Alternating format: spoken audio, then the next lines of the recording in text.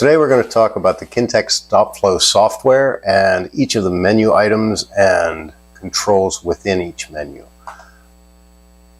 First we'll talk about the file menu, and notice each one of these menu items has a corresponding button across the top of the software here, so that you can select each one of these buttons and the corresponding pane of the software will come up.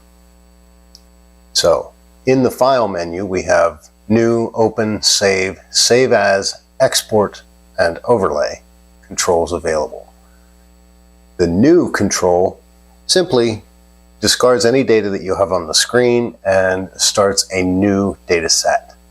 Now, in the event that you have data on the screen, as I do, it will prompt you to discard unsaved data so that you don't lose any data if that's data you want to save. In this case, we'll just say OK. So that data is gone, and the system is now, software-wise, ready to collect new data. The file Open will open a dialog box that shows any saved files that you have in the default Documents directory. Now this will open to whatever directory you last saved data to. So when you click Open, it displays the traces that were collected within that data set. Save simply saves the data set. If you make any changes to it, like delete traces or average files or average traces or fit data, Save will save those changes. Save As will bring up the same dialog box and allow you to enter a different file name. Export will bring up the dialog box, export this data as a text file, and that text file will contain data points and time points in a comma-separated values or tab-separated values format. So if we look at that test file that we just saved, as you can see, we have the traces across the top, and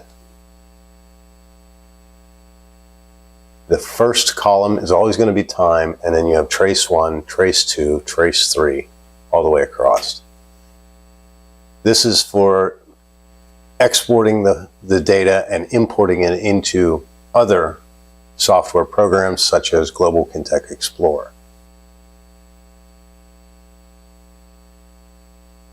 Overlay allows you to open a second data file while maintaining the data file that you have on screen, or the collected data that you have on screen.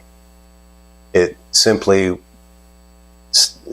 maintains the same proportion of X and Y axis depending on the nature of the file that you're opening.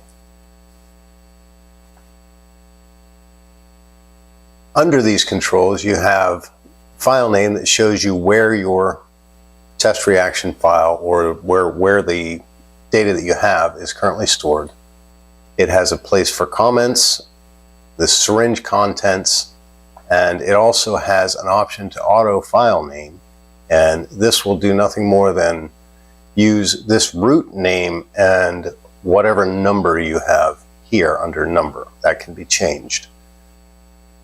But it will use test file 0 in this case, or test file 1 for the auto file name function. All of these fields are simply for documentation. They are saved in the header of a saved data file. When these files are saved, they're saved as .sfl files, and they contain header information that reads out the status of the instrument while that data was collected. Different parameters are saved within that header and can be useful for trying to duplicate data in the future. Now, on to channel setup. Channel setup, we have each channel and controls within each channel that dictate how your detectors are set up. The channels correspond to fluorescence A, which is PMT1, fluorescence B, which is PMT2, and in this case an absorbance C, which is PMT3. You can also have a computed channel displayed that has some other options we'll go over in a minute.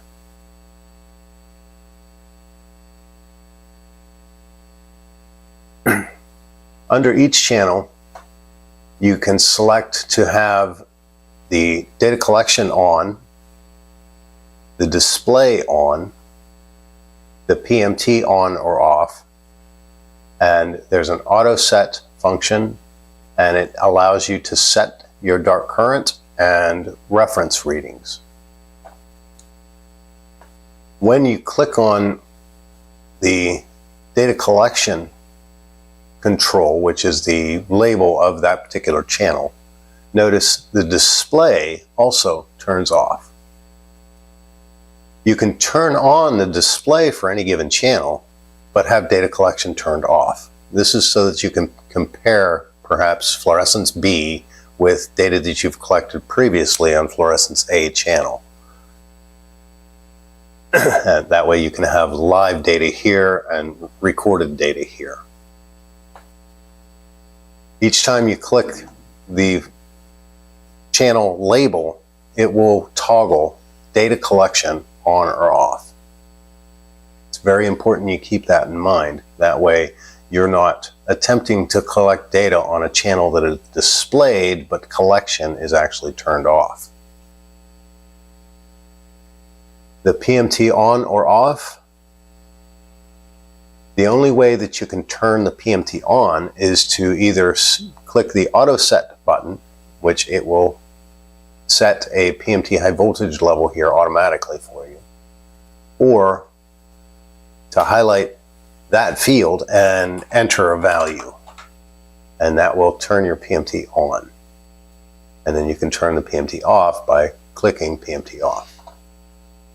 Dark current and reference readings can be taken.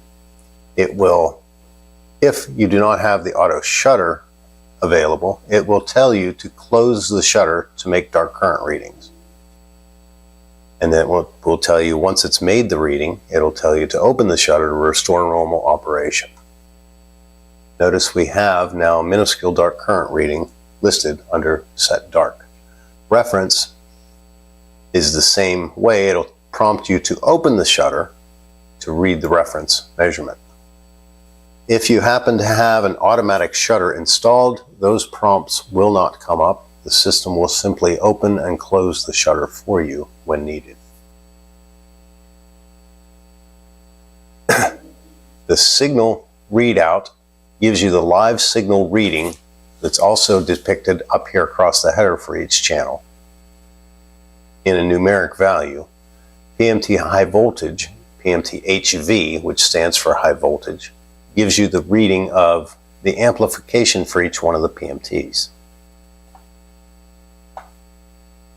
Here you can select the data collection mode: fluorescence, transmissions, raw data, which is simply what the detector is seeing in volts, absorbance or turbidity.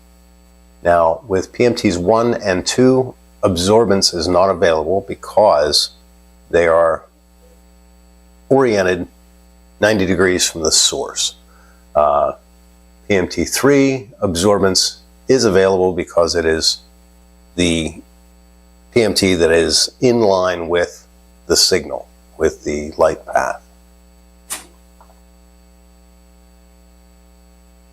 Here you can enter any filter you have in front of the PMT. This allows you to record for future reference which filters were used in data collection.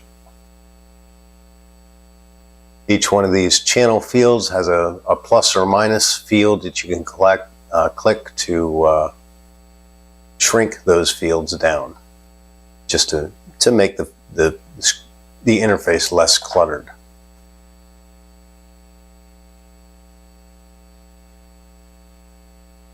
Now, under computed, you have the same collection option and the same display option as with the other channels. The collection modes for a computed channel would be fluorescence anisotropy, which is a polarization data collection option. You can display ratios between fluorescence A and transmitted C, or fluorescence B and transmitted C. Or in the event you're collecting with a CCD array, you can have the computed channel display a single wavelength, and that wavelength would be entered here. Now, under the computed channel, you also have the set G factor option that allows you to read the G factor between your horizontally and your vertically polarized filter set for fluorescence anisotropy.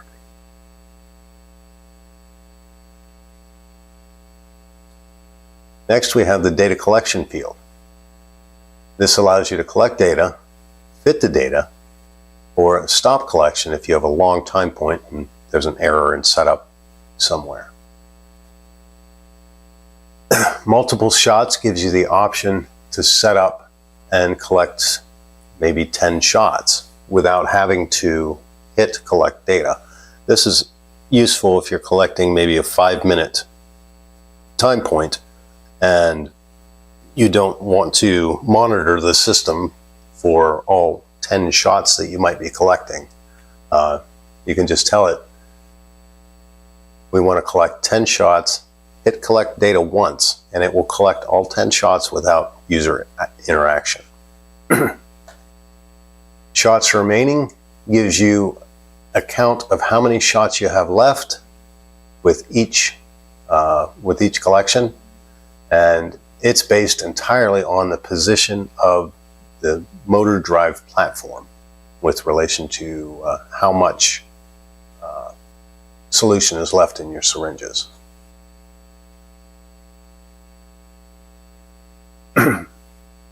Pause after load new applies only to the automated stop flow. Here, there's no field there because this is an SF300X and this field doesn't apply.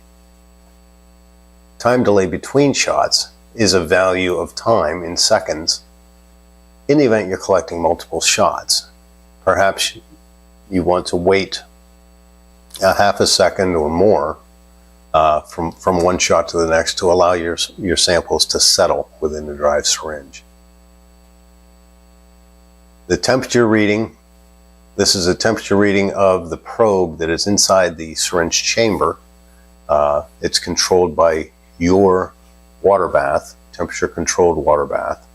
And in this case, we have 2 temperatures because we're in a development mode of the software, and this also gives us a temperature reading inside the PC itself, so that we can see whether or not the PC is cooling properly, maybe to monitor fans or cooling issues that may happen inside the PC itself. Once you come out of development mode with the software, this field will go away and the temperature reading goes to 1 digit, degrees C. The accuracy of this particular temperature probe should not be relied upon.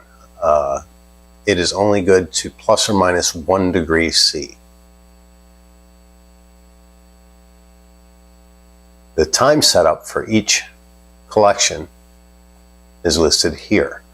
Right now I have my collection set up for 50 milliseconds or 0.05 seconds, and I'm collecting a total number of 2,000 points per trace.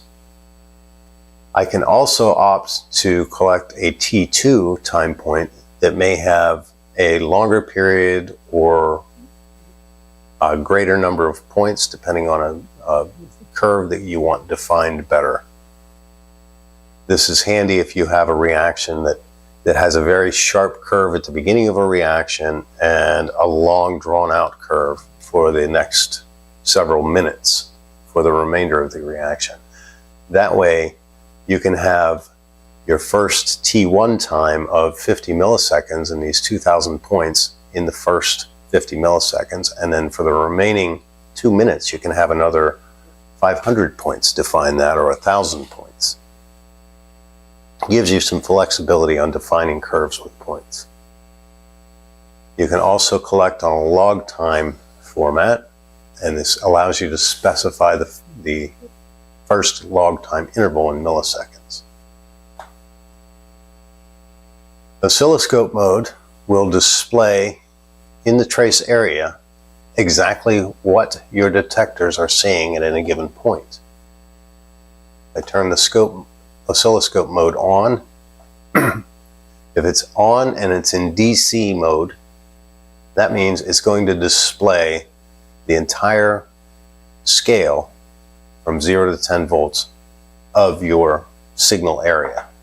If I click on AC, it averages your signal at a 0 point and displays a plus and minus above and below that 0 point.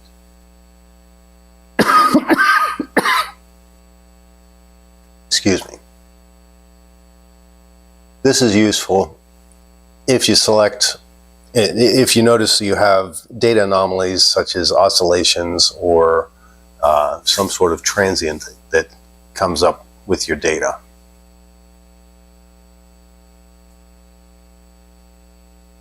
Next is data editing. This gives you the option to apply the operations on all channels or to only apply them to the channel that's highlighted. Notice as I click the different channels, each one is highlighted. Here in your fit results screen, you also see it changes with each channel that's selected.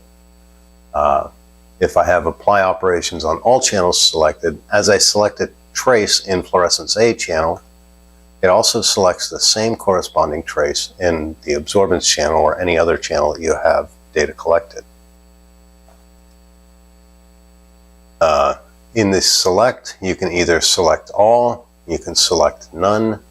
If you've already worked with some of the data on the screen, say you've fit some of the data and collected more data, you can just select the new data, or you can select a few traces and then you can say invert that selection.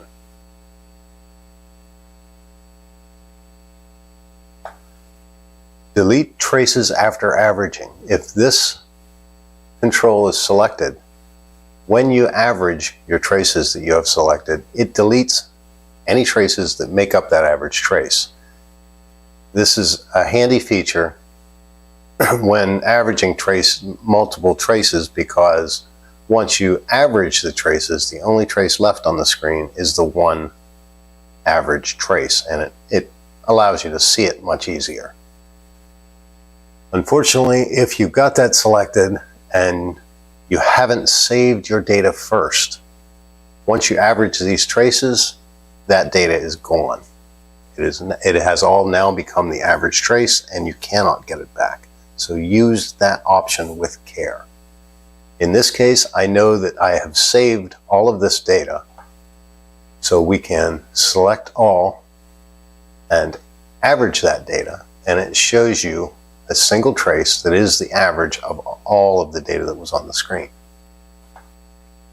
At this point, we can go ahead and fit that data, and it allows you, data fitting allows you to show the guesses, and they show up as white, and it also allows you to automatically fit data as it's collected or as it's brought up. This is an option that I typically don't use because if you have many traces on the screen, it makes it very difficult to see any given trace. Now, in order to select a fit range, you can use the shift and left click or right click of your mouse to set your range. In other words, in order to set a start range, if I press shift and left click, that will set a starting point for my fitting, for the fitting of my data. If I hit shift and right click, it will set an end point. Right now, all of the data that's between those 2 points will be fit. The data beyond those 2 points will be ignored.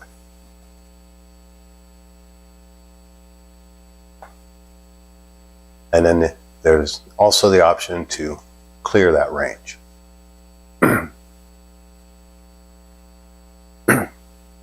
Different options for fitting are our first through fourth exponentials, and with each one it displays the formula here. You also have a sinusoid that you can fit, a linear fit, and 1, 2, and 3 burst exponent fit.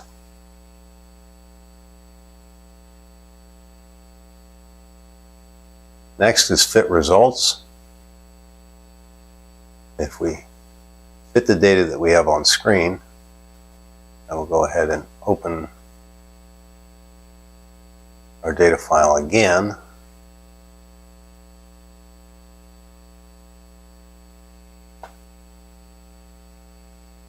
Under fit results, you have a few different display options. You can display a detail fit, which is what this is. You can display a brief fit, or you can display a single trace. And here it will show, this is trace number 1 of 17. And you can step through each trace, displaying all of the fit information for each trace in turn. Or you can display a detailed view of all traces and have each one listed. Right now it's displaying traces 1 through 5 of 17. As I click next, it will display the results for 6 through 10, 11 through 15, and then 16 and 17 of 17. In this manner, you can step through each set of data quite easily. This information gives you your A1 amplitude, your K1 rate, your C, which is the bottom fit of your reaction, as well as the error rate for each value. And it also displays an optimal T1 for the entire data set. In this case, it's 54 milliseconds.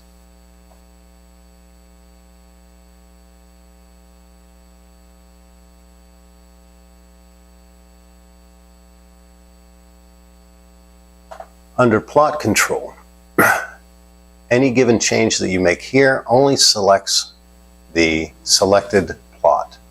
As you can see, as I select 2 different plots, it will show each plot as highlighted. You have the option to show points, lines, errors, which applies to fitting,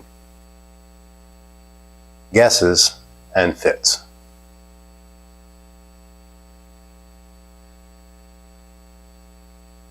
It also gives you the option to show point size when you display points, line thickness, and the number of sigmas used.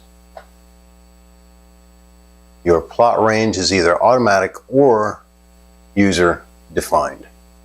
If it's user defined, this allows you to put in different values for your X and Y locations, or your X and Y axis locations. And it also gives you an option to plot all of the data on a log timescale. Now,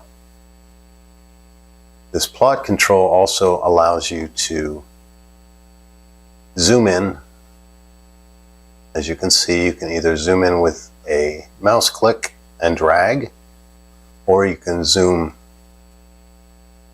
out simply with a click of a button.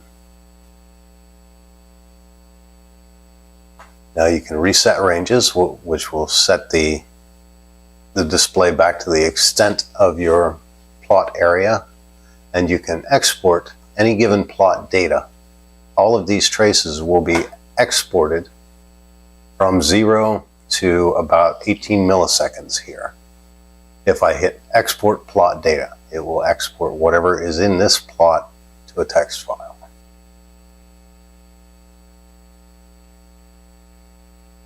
Next is motor control.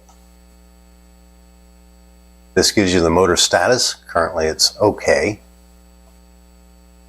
It allows you to move the drive platform down, up, or home. The drive platform home position is all the way up.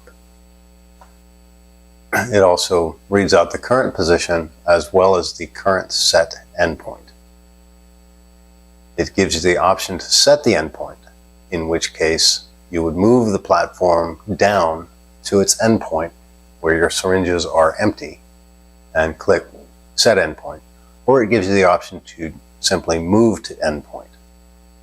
As we click and hold the down button, the motor control platform will go down and the current position will be reflected as such. You click and hold the up button and it moves up. Go to home moves the platform to its 0 position, and go to endpoint will move it to its endpoint position automatically. The valve button will allow you to open and close the stop valve in the software, much like the valve button here. The load and fire button, when you first power on the system or you first bring up the software, it's going to show a question mark because it has no reference as to where the valve is until you've moved it. Once I move the load fire valve, now it reflects that it's in a load position. Move it back to fire and it will reflect that it's in the fire position. Anywhere in between without being fully in the load or fire position is going to reflect a question mark, and the system will not allow you to fire a shot or move the platform down when this is in the question mark position.